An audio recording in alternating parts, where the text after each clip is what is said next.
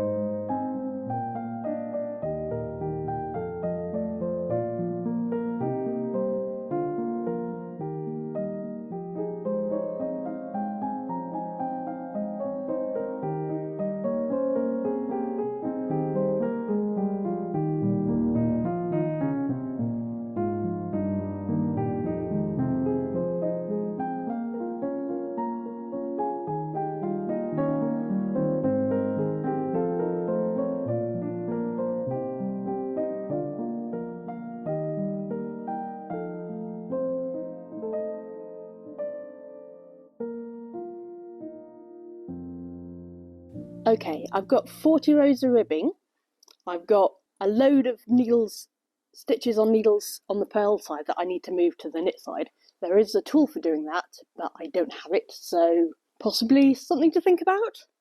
And then I'm going to knit a nice row of knit stitch and stick in this lifeline to save my progress, so I don't have to do that again if something goes wrong, because welcome to the world, things go wrong.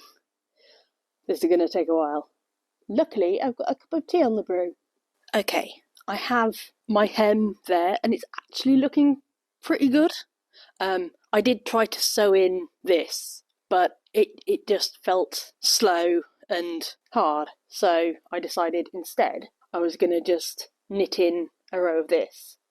And if something goes wrong up during the body and I need to rip back, I can just stick these back on the needles and knit the whole thing again.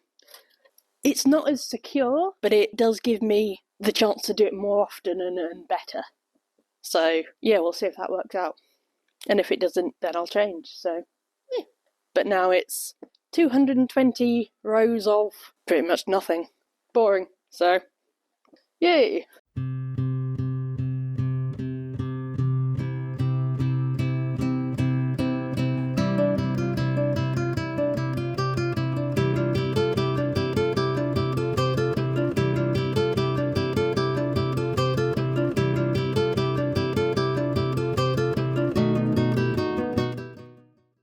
A little bit of trouble here with the ends not catching, so I'm thinking I might have to get some small weights that I can tie to the ends to just pull them down and give them enough pressure like the rest of the threads. So that's something to think about.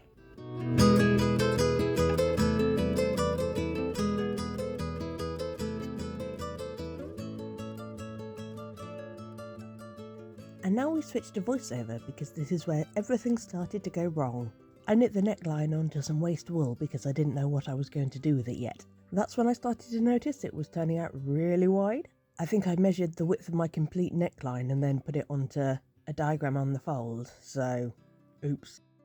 I got that done as well as I could, and then managed to drop a row of stitches. I put a row of stitches onto a lifeline, and then took ages getting them all back onto the machine, only to forget to put the weights on, so that didn't work either. I frogged it back again, added a new lifeline, and that's when the weekend came to an end.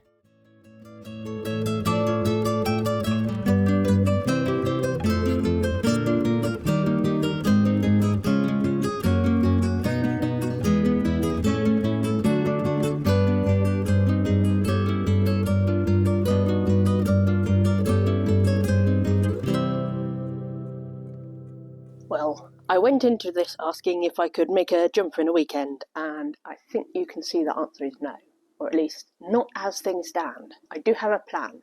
I very much discovered that something that causes a lot of delays is moving things from the ribber to the knitting machine and back again. So I've invested in a transfer carriage that I'm going to get out and play with at some point. I'm also seeing that part of what I need is just practice. So I went and bought a knitting machine of my own. It was actually only £7, 2 hours drive away, but it was in Bristol where I used to live, so I've got friends there that I could use it as an excuse to visit. And now I just need to make room for it. This jumper will be getting finished at some point. It's honestly, at this point, I just need something that I can wear at work that's not a Christmas jumper. So it doesn't matter if it's not very good or not very fashionable. It's going to get covered in machine oil and grease and lint anyway. So I want to call this a partial success in that I learned. I was very tempted to just turn this into, can I do it in a fortnight, and just keep plugging away at it. But I think that's the problem I have. I won't let myself reflect on things until it's perfect, till it's finished. And sometimes you need to look and see how things are going and pivot. I had fun. I don't know if you had fun, but I had fun. And next time will be better, and that's the important bit. So if you want to see the continuing saga, subscribe. And if you enjoyed this, give it a like.